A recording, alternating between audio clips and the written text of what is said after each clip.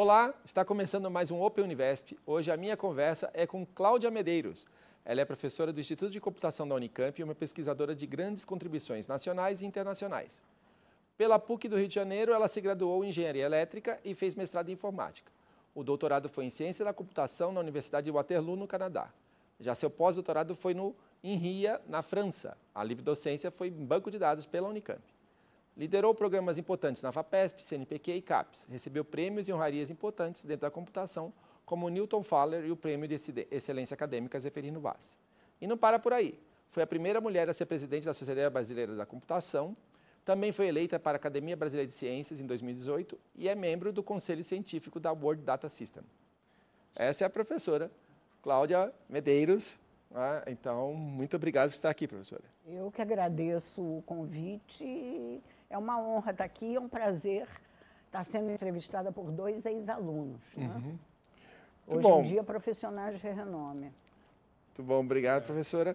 E também está aqui comigo, né, o Ricardo Cacefo. O Ricardo é meu assessor técnico aqui da presidência da Univesp, está sempre ajudando a gente em tudo que a gente precisa, né, aqui na Univesp. Então... E deixa eu só fazer uma propaganda dos dois, né? Ambos doutores em computação pela Unicamp. Sim. Por isso que eu disse ex-alunos.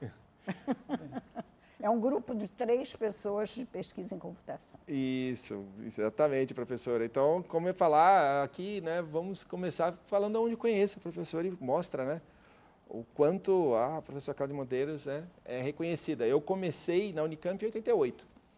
E lá, né, ainda iniciando, aquele assustado do que é a Unicamp, tá? Os alunos da Unicamp do primeiro ano ficam no básico, que é lá embaixo, né? E os professores ficavam lá no morro, lá em cima, né, que a gente falava Olimpo, né?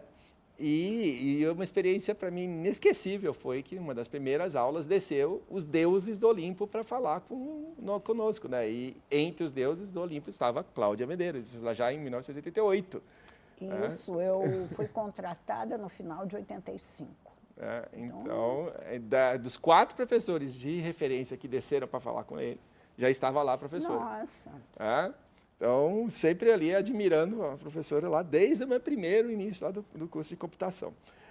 Então, vamos começar do começo, professora. O que fez, né, a senhora, lá no início dos anos 70, ter escolhido fazer engenharia elétrica?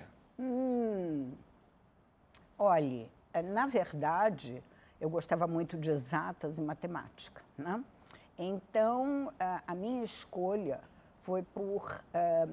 eu fiz vários vestibulares e acabei ficando na PUC do Rio de Janeiro, onde a gente começava, mas não era só na PUC. Na época, a maioria das universidades no Rio de Janeiro tinha um ciclo básico de 2 anos de matérias comuns e a minha intenção era fazer matemática. Na PUC, eu fui fazendo várias matérias, inclusive de nível de pós-graduação em matemática, porque eu queria fazer matemática, mas cheguei à conclusão que havia um mercado restrito de trabalho e de carreira na época, né? Então, eu resolvi fazer engenharia, que era a opção mais próxima das coisas que eu gostava. A razão foi essa, quer dizer, saindo do básico, a gente escolhia alguma área e eu também fiquei em dúvida, porque matemática era 4 anos, engenharia era 5 anos. Eu disse, não, eu quero fazer engenharia que vai me dar mais opções de futuro.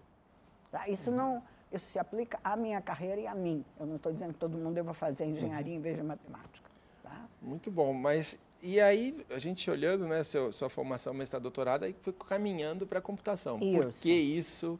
Né? Como que nasceu essa computação com a Cláudia Medeiros?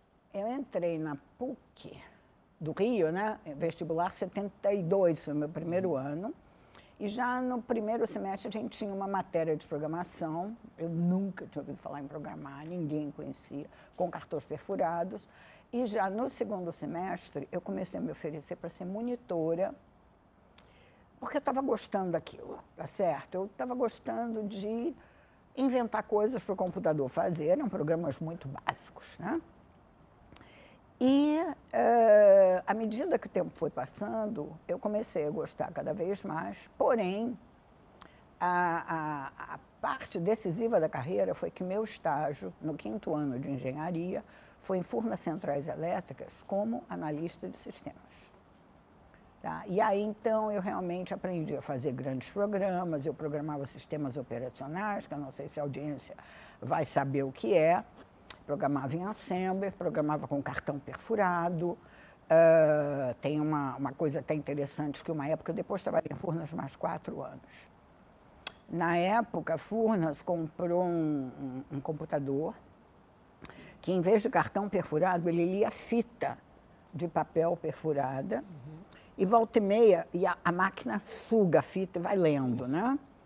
E volta e meia a fita rasgava. E eu me tornei especialista em ler a fita de papel que tinha perfuração em código, como se fosse braille. E eu emendava com uma fita colante para o computador continuar a funcionar. Você conseguia identificar qual fita que tinha que emendar na outra? A fita, na hora que estava sendo comida, ela rasgava. Ela rasgava. E aí você tinha que olhar onde que tinha rasgado no código, colar de forma aos perfurações continuarem, tá certo? E minha primeira monitoria foi também em ler cartão perfurado pelas perfurações. Então, você vê isso em 73, tá? Mas, enfim. Então, eu fui levada à computação pelo estágio e gostei demais, e aí fui fazer, ao mesmo tempo que eu trabalhava em Furnas, fiz mestrado na PUC, em computação, e depois fui fazer doutorado em computação. E o doutorado foi no Canadá, foi isso? Isso, no Canadá, Waterloo. E conta pra gente um pouquinho, como é que foi o seu contato inicial? Para você ir para lá, você fez algum contato com algum pesquisador? E aí, depois você foi para lá, como que é essa questão cultural também? Eu tinha decidido, primeiro que depois de fazer o mestrado, eu parei 1 ano para decidir se eu queria continuar apenas na empresa, como um profissional de TI, ou se eu queria fazer pesquisa. E eu cheguei à conclusão que eu queria fazer pesquisa, então pedi demissão de Furnas, e nesse ano, que foi o ano 79, eu comecei a procurar lugares, na época era só pelo correio. Então, eu tinha uma biblioteca lá no Rio de Janeiro, em que eu ia e ficava olhando catálogos de universidades americanas para decidir aonde eu queria ir. E aí falei com o meu orientador de mestrado, eu defendi o mestrado em 79. Não, eu parei digamos assim, eu fiquei sem nenhuma dedicação acadêmica, embora eu desse aula na PUC do Rio em 1980. E aí eu falei com ele e disse, por que você não vai para Waterloo? Porque ele é professor emérito hoje em dia, mas na época ele dava aulas em Waterloo, desenvolvia pesquisa em Waterloo, e tinha um grupo de pesquisa lá que trabalhava com ele. Ele me recomendou, eu me candidatei e fui, mas eu não conhecia ninguém. Tanto que eu cheguei em Waterloo 1º de janeiro de 1981. Nossa. Eu trabalhei em Furnas até meio-dia de 31 de dezembro de 1980, tá certo? E peguei um avião em 31 de dezembro. Comemorou o Réveillon, não? O Réveillon, nem me lembro desse Réveillon. Eu me lembro que eu cheguei lá, tinha neve, e que eu acho que eu nunca tinha visto. Já tinha visto uma viagem ao Chile, mas foi uma diferença de temperatura brutal, uma diferença de cultura brutal. Inclusive, eu saí do Brasil programando em cartões perfurados e cheguei lá e já era menos cartão, era um outro tipo de sistema, ainda era cartão, mas menos. Mas, por causa da minha experiência, eu fui monitora lá durante o meu doutorado, fui monitora de várias coisas que exigia conhecimento básico de sistemas, que muitos dos outros alunos do doutorado não tinham. Mas, enfim. E eu me lembro que eu cheguei em Waterloo, a primeira coisa que eu fiz, eu saí e comprei um par de botas. Tá? Então eu devo ter chegado 2 de janeiro, porque senão a loja estaria fechada. Né? Mas, enfim. E fui para a residência, que eu já tinha reservado, uma residência maravilhosa, onde eu fiquei durante os 4 anos e meio do doutorado. E o que essa residência tinha de bom é que ela tinha alunos de todos os países, cerca de 72, era um quarto para cada um, com cozinhas comuns e banheiros comuns. E tinha gente de vários países e cursando vários cursos. Então, esta diversidade me deu uma abertura que eu não teria se eu tivesse, por exemplo, alugado um apartamento.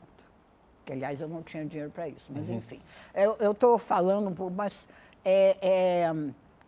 E a partir, eu diria que da primeira semana, eu já estava tendo aula, acho que foi 4 ou 5 de janeiro, eu já estava tendo aula.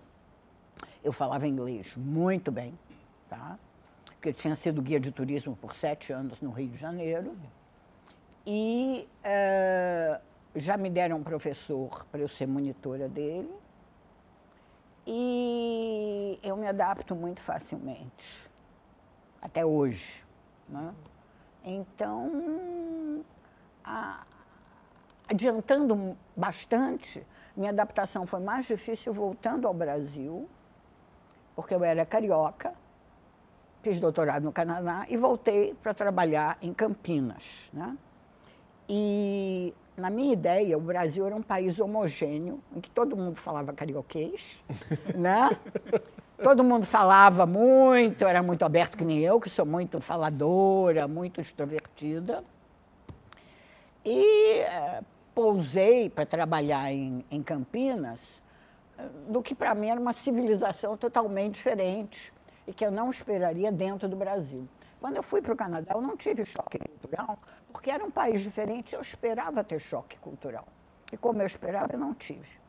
Voltando para o Brasil, o choque foi grande. Uma questão de expectativa, Isso, né? exatamente. Professor, então, essa experiência no Canadá foi bem interessante, na diversidade cultural. O que isso agrega para a carreira de um profissional?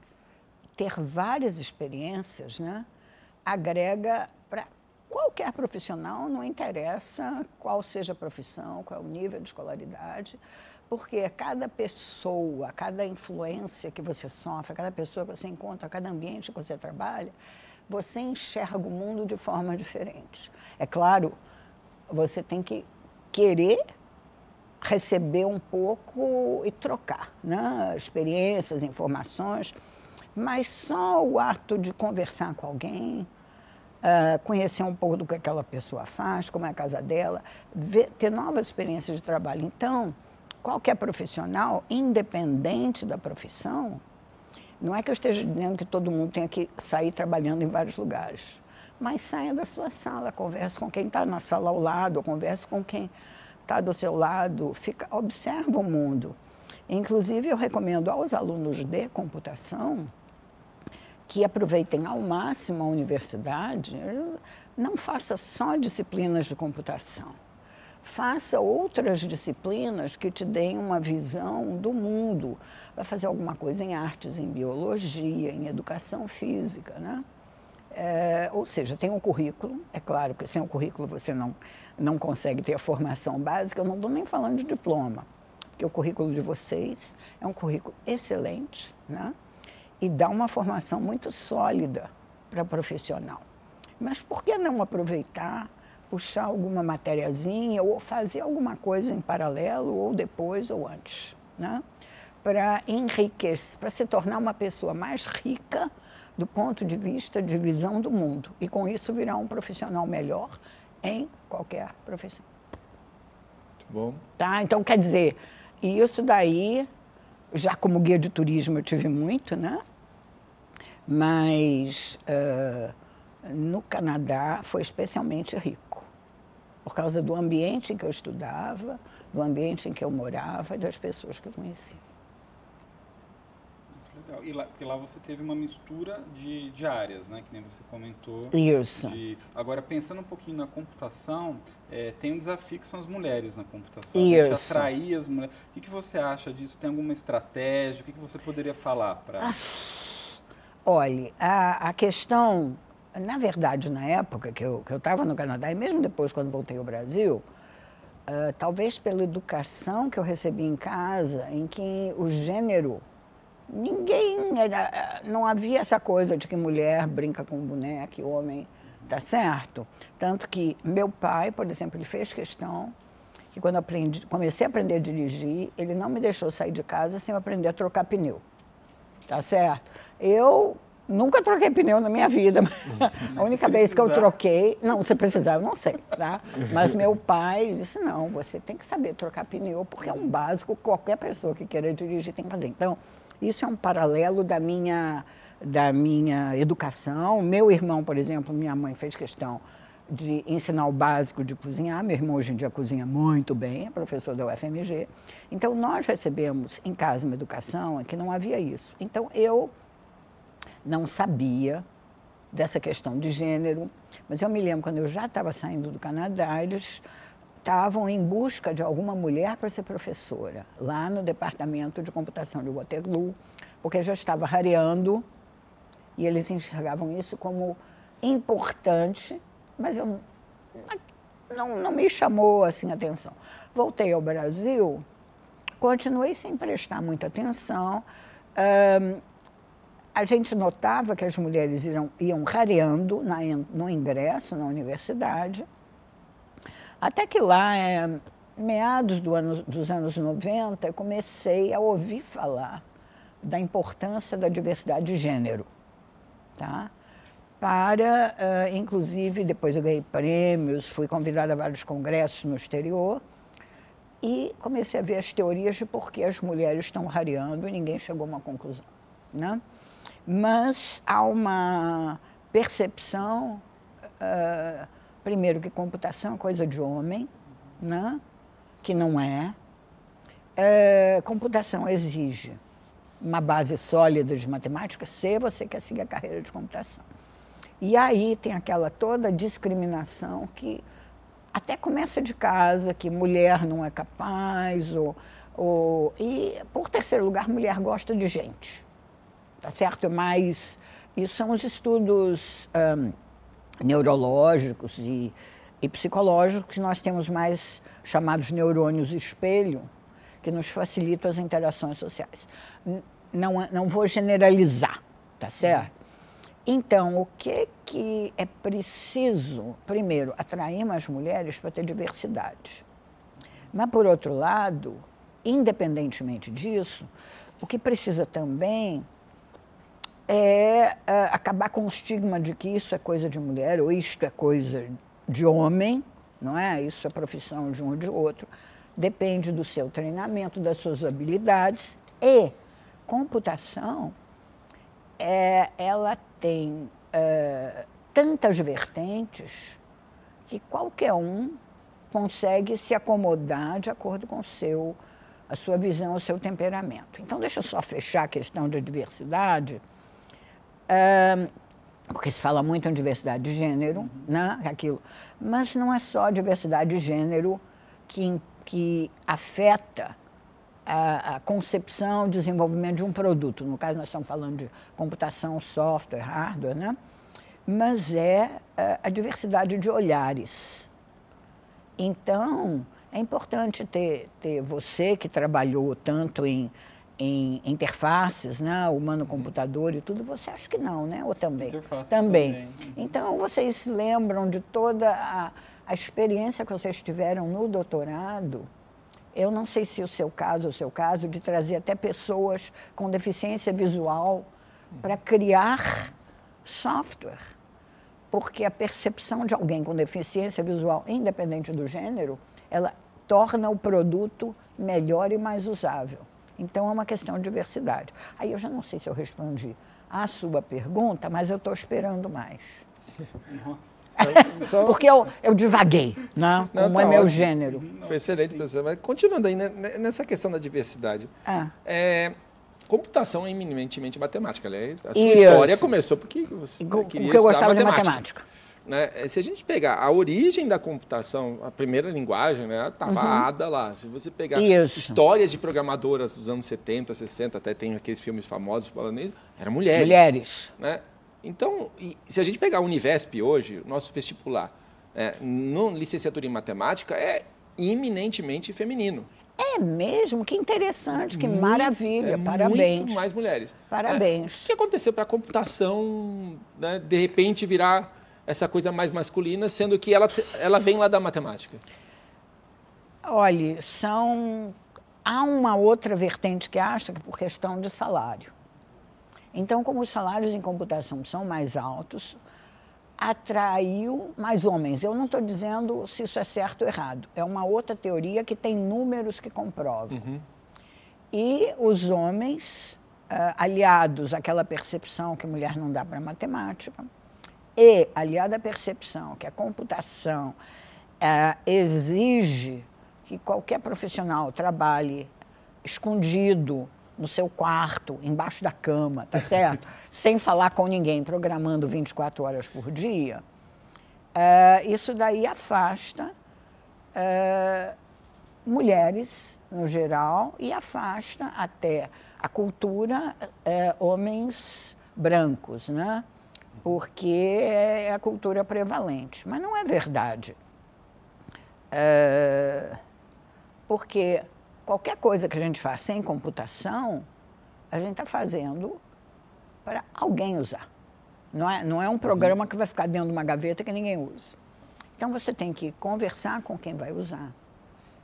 Você tem que entender o mundo em volta em que aquele programa ou aquele hardware vai ser utilizado. E note, nós estamos falando da carreira, né?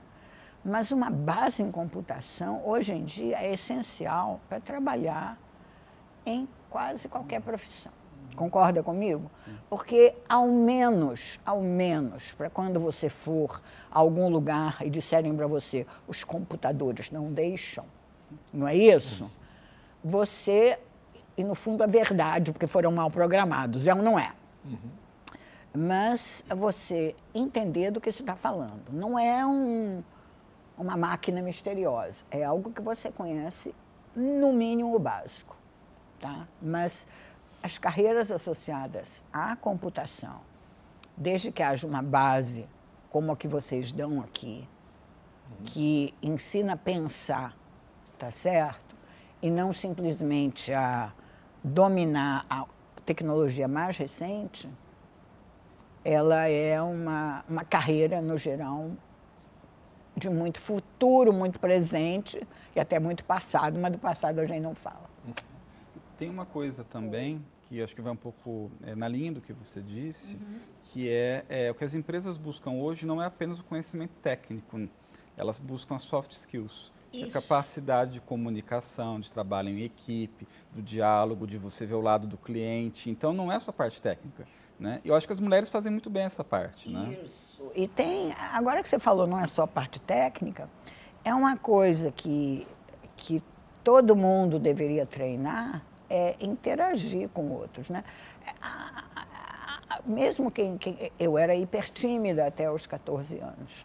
Então, é uma questão de você pode ser mais ou menos tímido, né?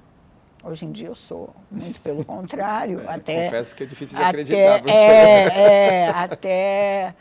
Eu preciso me controlar para falar menos no geral, tá? Mas note, ainda que você seja tímido, primeiro, obrigue-se a conversar com alguém, obrigue-se a interagir. Em computação isso é essencial. Porque ainda que você só fique fazendo programas num canto, você vai ter que interagir com seus colegas, não é isso? E dependendo do ambiente em que você trabalhar, os colegas moram em outras cidades, em outros países, fuso horário, não é isso? Então, um mínimo de habilidade de fazer perguntas, né? De tentar entender o outro. E, é claro, há limites, tem pessoas extrovertidas, pessoas introvertidas, mas force-se. Tá? E aí, mulheres, de novo, não vamos generalizar, mas tem a questão dos neurônios espelho. Teoricamente, elas têm mais habilidade de interação. E aí eu só vou contar uma historinha, aí eu deixo vocês perguntarem, porque cada coisa que vocês falam me lembra outras, né? Quando eu fui presidente da Sociedade de Computação, eu introduzi várias iniciativas para atrair mulheres para a computação.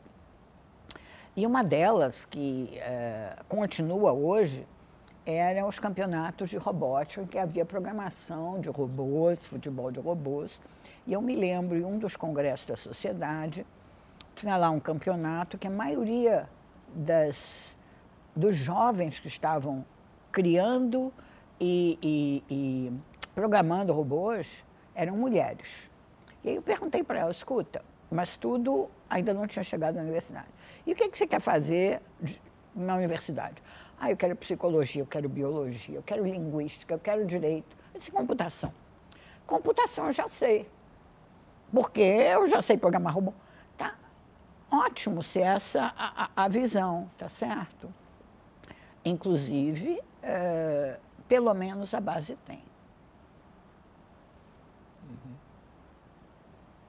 Sim. Mas, bom, a senhora levantou a bola, vou ter que chutar aqui, né? Porque é um tema importante aqui, né? Importantíssimo, né? Já que está falando dessa questão de trazer mulheres para a computação, não basta trazer mulheres para a computação, a gente está aqui com a primeira presidente da Sociedade Brasileira de Computação. Isso, quase que primeira e única, porque a última, eu fui a primeira de 2003 a 2007, e agora a segunda acabou de ser eleita o ano passado. Então, a Sociedade Brasileira de Computação é bem antiga, mas, no entanto, até hoje são 2 presidentes mulheres. Mas como foi essa experiência? Foi muito interessante, inclusive nós até agora, muito recentemente, saiu a segunda edição de um livro em que todos os presidentes contam suas experiências. E eu fui ler o meu relato que eu tinha escrito para a primeira edição, e disse, nossa senhora, eu fiz tudo isso?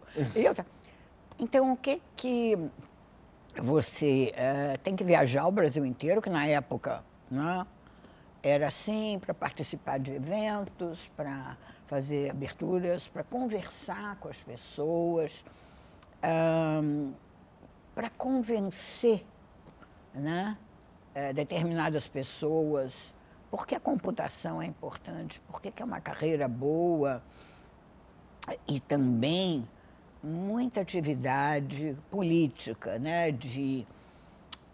por exemplo, para onde que nós devemos ir no Brasil, quais são as linhas de pesquisa mais promissoras, ou será que é certo o governo fazer isso ou aquilo envolvendo computação? Sim, desde que traga pessoas que entendam para ajudar, né? Porque nós sabemos que há uma falta no mercado, não é isso? Por isso mesmo que vocês têm esse curso tão bem sucedido, porque o mercado é carente. E, como há falta, muitas vezes há iniciativas, não é só no Brasil, mas em todo o mundo, em que pessoas têm ideias muito boas envolvendo questões de computação, mas falta um pouco do apoio, da colaboração com pessoas que entendam mais profundamente daquele assunto. Então, a experiência, você me perguntou, eu diria que uma das coisas mais interessantes que eu fiz, relendo o que eu fiz na época, porque já tem 2007, né? Já tem muito tempo, eu fiz questão, a diretoria da sociedade era só praticamente do Rio, Porto Alegre e São Paulo. E a maioria eram homens. E eu trouxe gente do Amazonas, do Recife, de Mato Grosso do Sul, enfim, todas as regiões do Brasil e mulheres também. E já no meu primeiro mandato, que é 2003, 2005, é que eu dei início junto com a professora Carla Breitman, que na época estava no CAREM, perdão, na PUC do Rio, a gente deu início a um evento anual de muito sucesso, que é Mulheres na Computação. Que até hoje. Até hoje, e deu muitos filhotes, porque tem uma série imensa de projetos em várias universidades de todo o Brasil, do chamado programa Meninas Digitais. Então, quem quer que esteja me ouvindo, eu não sei se eu posso falar para a audiência, posso? Pode. Então, aí a audiência está ali, talvez? Não sei, não é nem você, nem você. Mas quem quer que esteja me ouvindo, onde você trabalhe, verifique se por acaso tem algum lugar com um programa de meninas digitais para ajudar a incentivar maior diversidade na computação. Então, isso é um exemplo. E a outra coisa, para quem está me ouvindo, se você é da área de computação, se você é estudante, né, porque eu sei que o vídeo vai online para um monte de gente. Tem um exercício muito interessante, isso é o meu jeito, que eu sugiro aos alunos de fazerem, que é, onde quer que você esteja, num ponto de ônibus, vendo televisão, vendo dorama, tá certo? Correndo na praia, assistindo um jogo de futebol, tomando banho. Você observe o seu entorno e tente imaginar no que aquilo, comendo, no que aquilo que você está fazendo, a tecnologia da informação está contribuindo. Por que que aquele cenário ficou mais confortável ou menos confortável, não é isso? Por causa de toda a questão de aparelhos, de software, de hardware, de sistemas onde a gente está aqui conversando, tem dados andando pelo ar, não é isso? Porque eu sou uma pessoa de dados. Então, e ao imaginar isso, você começa a enxergar nichos de trabalho, ou você começa a ver como que você está estudando pode melhorar, ou até piorar, mas não vamos falar nisso, né? A situação em que você está do ponto de vista de tecnologia da informação. Muito bom. Só continuar mais um pouquinho nesse tema que está muito interessante, né? A questão das mulheres na computação. Eu já escutei outro dia alguém comentando, não existe só a questão de um certo preconceito da mulher vir para a computação, mas quando a mulher vem na computação, ela vai trabalhar com IHC, ela vai trabalhar com interface, ela vai trabalhar com alguma coisa e não com a parte técnica. Mas a minha experiência, eu aprendi programação na Unicamp, minhas professoras de programação eram mulheres. Isso. Quem ensinou IA, para mim, eram mulheres. Né? E sua carreira toda foi com dados, né? Que é uma área bem técnica. Né? É uma área Também técnica. Existe essa questão de achar que as mulheres, a parte técnica não é para as mulheres? Não, inclusive como engenheira elétrica, eu usava ferro de soldar, né? Que é uma coisa que hoje em dia eu não sei nem se ainda existe em algum curso de engenharia. Mas note que certamente há áreas da computação que são mais atraentes para determinados perfis. Então, interfaces, como você bem falou, e vocês dois são doutores em interfaces, interfaces é uma área em que você tem que ter interação com muita gente para desenvolver um produto que seja usável, porque você pode estar achando que aquilo é ótimo, né? E eu me lembro até um aluno que eu tive, que eu comecei a dizer, tal ator é bonito. E ele me disse, você quer dizer que a interface dele é agradável? Então, até você conversar com pessoas, né, tem interface agradáveis ou não. Desenvolvimento de software é algo bem mais técnico, porém, veja bem, nós temos dentro da sociedade de computação, temos grupos, né, de interesse em várias áreas, em robótica, em hardware, em arquitetura de computadores, em engenharia de software e em bancos de dados, são, junto com interfaces, talvez, mas são os 3 grupos que mais mulheres têm. Né? Inclusive, tem eventos que tem um almoço, um jantar só das mulheres, que vão 150 mulheres, alunas e professoras. Em engenharia de software é um exemplo, quer dizer, você é um engenheiro, só que você concebe e implementa software. Pelo nome, a gente já pensa, engenheiro é homem, mas não, atrai um número grande de mulheres. Então, não existe isso, é preconceito. Ou lenda urbana. As áreas, tudo está aberto para todos, né? As oportunidades estão aí, né? Agora, fala um pouquinho para a gente, que hoje você é coordenadora de um projeto da FAPESP de e-Science, né? Não é bem isso.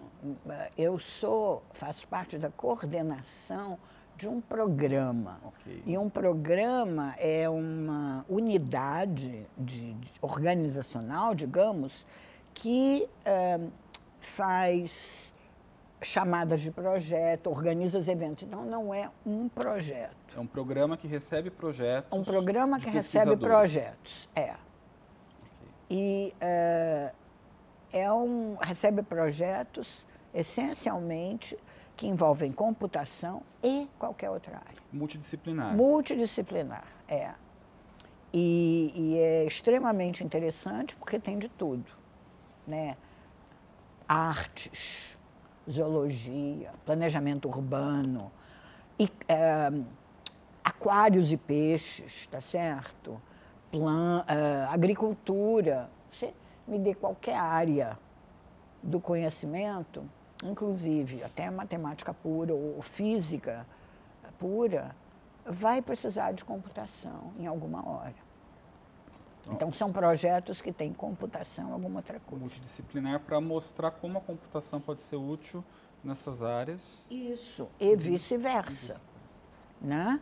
Porque tem, assim, um número tão grande de áreas em que a computação evoluiu, porque aprendeu com outras áreas como fazer determinadas coisas. Eu não sei, sei lá, dos meus exemplos favoritos, por exemplo, é na área de antropologia, tá certo?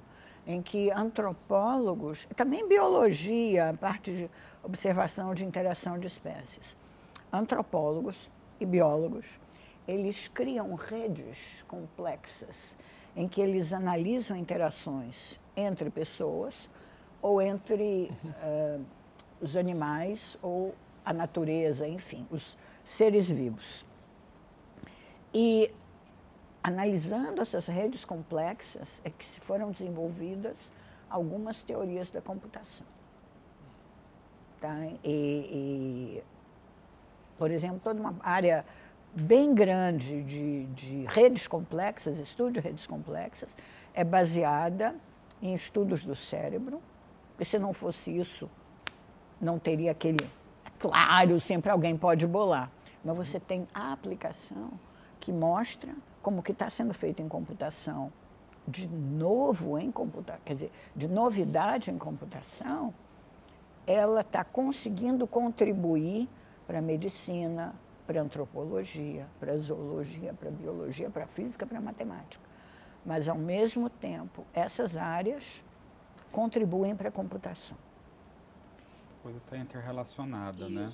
Eu imagino que entra um pouco aí essa ascensão da IA que a gente está vendo agora. É verdade. Então, não só o ChatGPT, mas todos esses outros modelos Isso.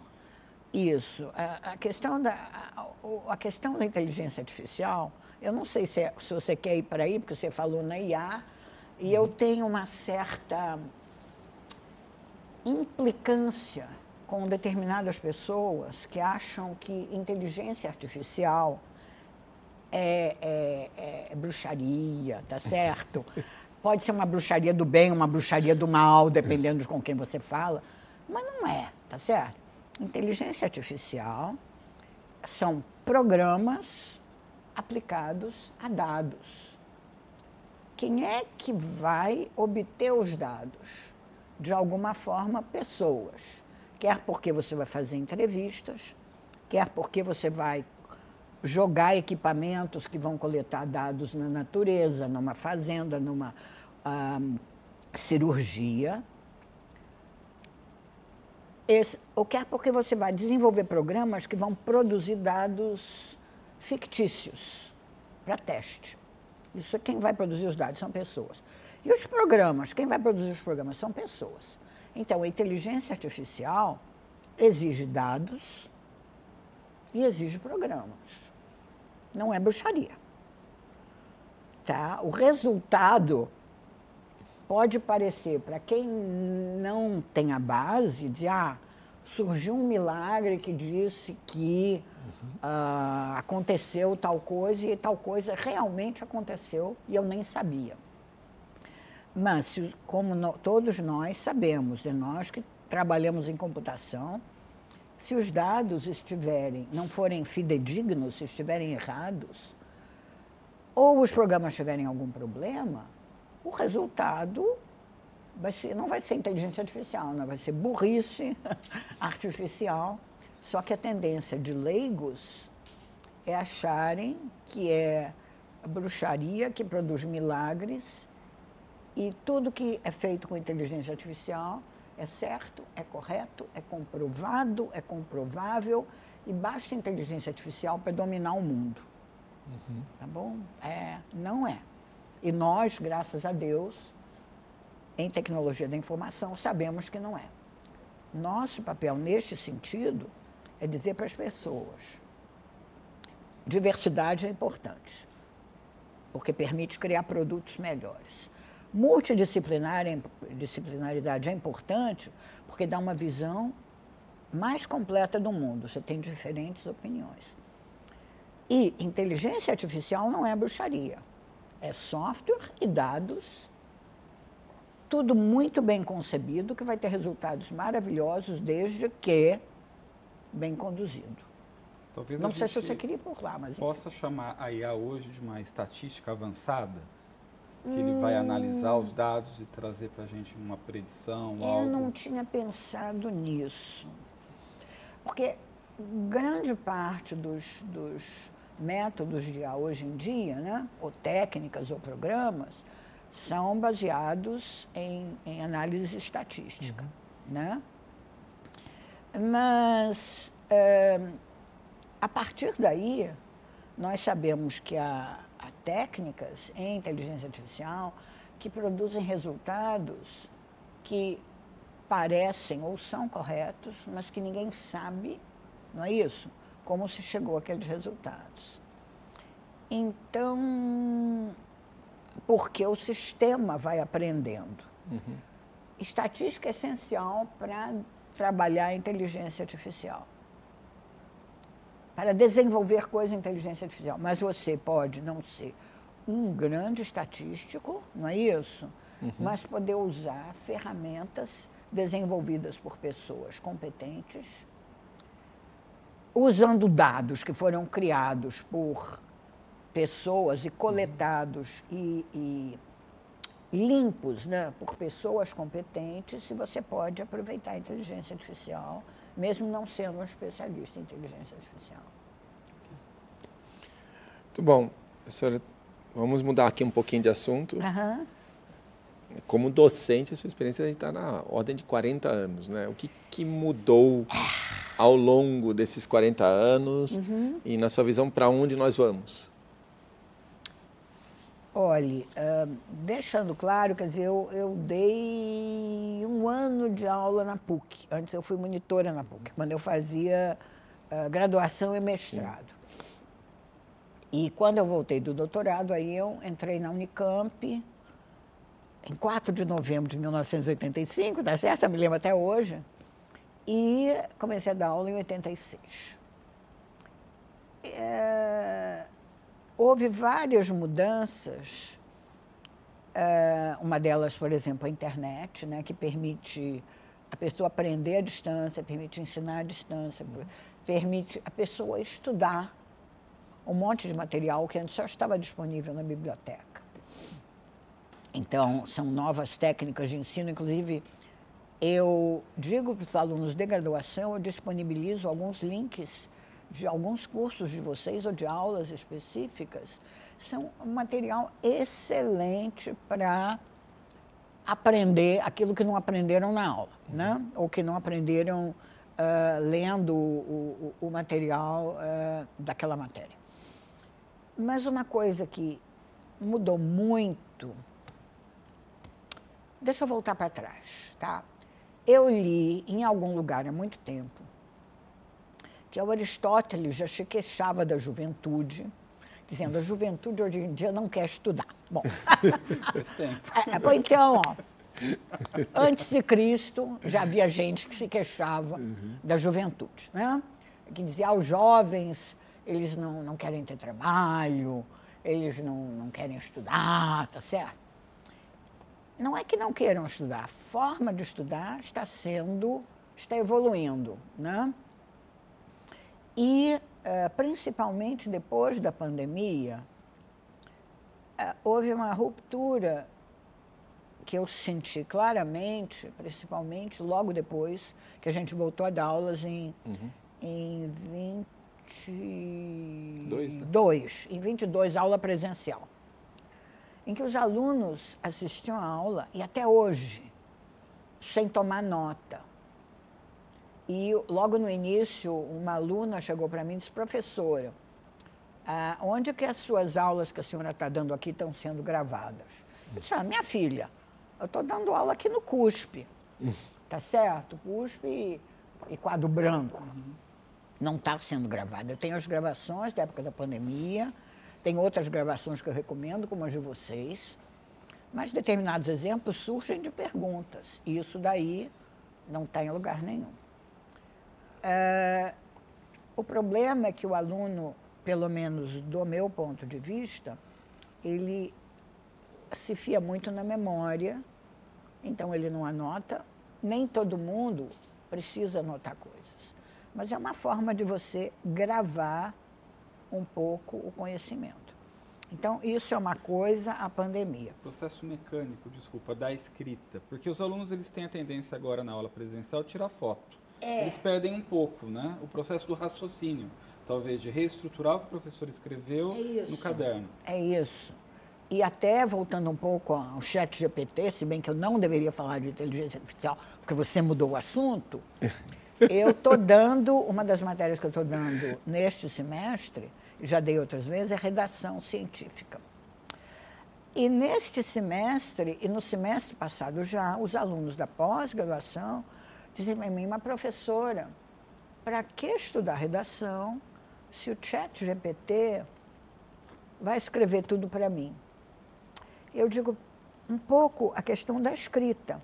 Tem um processo mecânico, mas associado ao processo mecânico de escrita, se você está só tomando nota, o seu cérebro está ativando partes que só assistir algo não vai ativar. E aquela parte do cérebro que desenvolve outro tipo de raciocínio, ela fica embotada. Então, é uma questão de treino, que nem, às vezes, hoje em dia, me pedem para assinar um papel, eu nem sei como fazer isso, né? Porque hoje em dia é tudo eletrônico. Então, o que eu disse para os alunos é o seguinte, você quer usar chat GPT, você use para corrigir o que você escreveu. Comece exercitando sua capacidade de raciocinar. Então, quem assiste às aulas de vocês, que são excelentes, não pode se fiar apenas na memória e no vídeo. Tem que escrever alguma coisa para... É a questão da diversidade, né? Exercitar todas as partes do cérebro. Tá? Inclusive, e outro problema do que mudou, então, o que mudou? Você me perguntou, quer dizer, mudou o tipo de aula que a gente dá, não as minhas, né? Continuam mais ou menos iguais. Não devo confessar isso, mas é verdade. Mudou a interação com os alunos, né? O mundo evoluiu. Mudou também, em turmas, o conceito, pelo menos na universidade, tá? Que não é o que eu vejo em determinados lugares, na universidade. A questão do respeito. Tá? Você tem que respeitar seus colegas, você tem que respeitar o ambiente onde você estuda, né? E isso, hoje em dia, há uma maior consciência. Mas uma outra questão que a gente vê, em crianças, principalmente, é o uso do celular, né? Então, usar demais o celular é ruim pela questão do funcionamento do cérebro. ou qualquer tipo de tela, né? Mas não usar talvez também seja... Eu tenho uma filha de 5 anos, eu tenho esse conflito. Sei. Dela usar ou não usar. Se ela não usar, eu tenho medo que ela não se adapte à tecnologia. Lá no futuro ela fique para trás e não vai saber. Por outro lado, eu concordo que usar o tempo inteiro é ruim. É isso. Mas você veja, há casos que me contam em que ninguém mais lê. Por quê? Porque ela coloca no celular um leitor do texto. Então, a pessoa que perde a capacidade de ler, ela, até certo ponto, perde a capacidade de interpretar e de abstração. E isso é bem ruim em qualquer situação da vida. Né? Porque a nossa memória, à medida que a gente está falando, né, ou que você está ouvindo alguma coisa, ela só consegue guardar um trecho. E depois, trechos futuros, eles destroem os trechos anteriores. Então, as aulas de vocês são excelentes, são módulos curtos, mas, para mim, tem que ser acompanhadas por escrita. Sua filha pode usar o celular, pode usar o tablet, pode usar o computador, mas faça ela ler também, e não só do computador. Bom, professora, a conversa está ótima, mas o tempo está acabando aqui, então deixa eu fazer uma última pergunta. Hoje não. A gente falou um pouco de mulheres na computação, mas vamos ampliar a diversidade de gênero aqui, né? O que a senhora diria para os jovens? Vale a pena vir para o mundo da computação? É um mercado interessante? É uma área que merece uma atenção especial?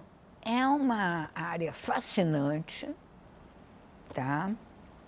Porque é uma área fascinante para quem gosta de estudar.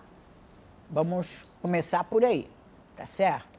Por causa da evolução continuada da tecnologia, mas mesmo da teoria. Então, ela é fascinante porque você sempre terá aplicações para as quais você pode contribuir. Sempre terá alguma... Eu gosto de falar, olha, o interior da Terra, os planetas, o clima, quer dizer, grandes problemas, alimentação, saúde, política, tráfego. Como eu disse, qualquer situação da vida de hoje, tá certo? Exige alguma intervenção de computador, não vou falar de banco, né, que aí nem do governo, nem de outras coisas que a gente às vezes não consegue fazer nada sem ter acesso a um aplicativo de celular. Mas pense numa geladeira, numa torradeira, nos fogões modernos, tá certo?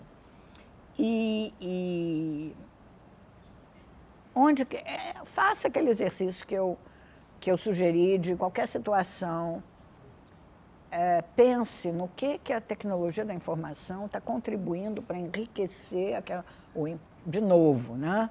Quando eu digo empobrecer, são os perigos associados, e por isso também é importante conhecer computação, porque você entende melhor os perigos e como evitá-los. Eu não estou dizendo que eu sei tudo, e nem vocês, não é? Mas pelo menos a gente sabe a base, e certamente é uma área, grande área, e que sempre vai ter oportunidades de emprego, de trabalho, de crescimento, de diversão, né?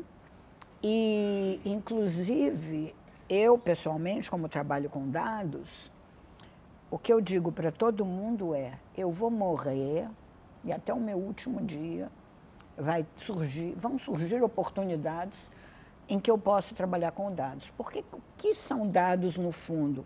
Eles são resultado da forma como alguém olha o mundo que nos cerca e decide extrair uma parte da informação para analisar.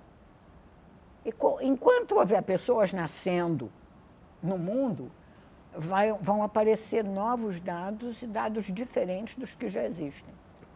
E aí sempre vai ter gente para trabalhar com dados, para trabalhar com software, para criar o hardware que vai processar tudo e coletar os dados, para desenvolver as interfaces para as pessoas poderem usar, para os robôs poderem usar, sistemas críticos que vão no fundo do mar.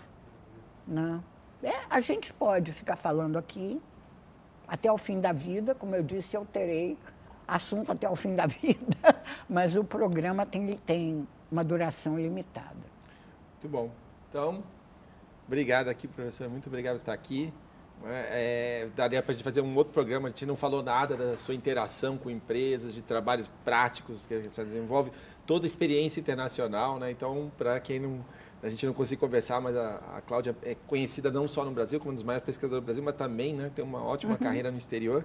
Então, vai ficar para um próximo. Nossa Senhora! Aí eu queria aproveitar para agradecer muito essa conversa que nós tivemos a oportunidade. E, ao final de tudo, busque aquilo, de novo, para a audiência, né? Todo mundo diz, busque aquilo que te dá alegria, né? Só que nisso há um parênteses que eu não sei se eu deveria falar, mas vou falar, que a minha irmã diz, há um limite, porque às vezes você tem alegria em ser um assassino em série, tá certo? Então isso a gente não recomenda a ninguém. Mas numa carreira, busque o que te dá alegria e garanto 1000%, e esses dois professores que estão comigo também garantem 1000%, que trabalhar em computação é uma fonte inesgotável de alegrias e, obviamente, frustrações, porque sem frustrações a gente depois não sente o valor da alegria. Então, muito obrigada. Obrigado, então. Muito obrigado, professora. E não sei se eu deveria ter falado no serial killer, mas não resisti. Essa é a Cláudia Medeiros. Bom, então, por hoje é só. Até o próximo Open Univesp. Até mais.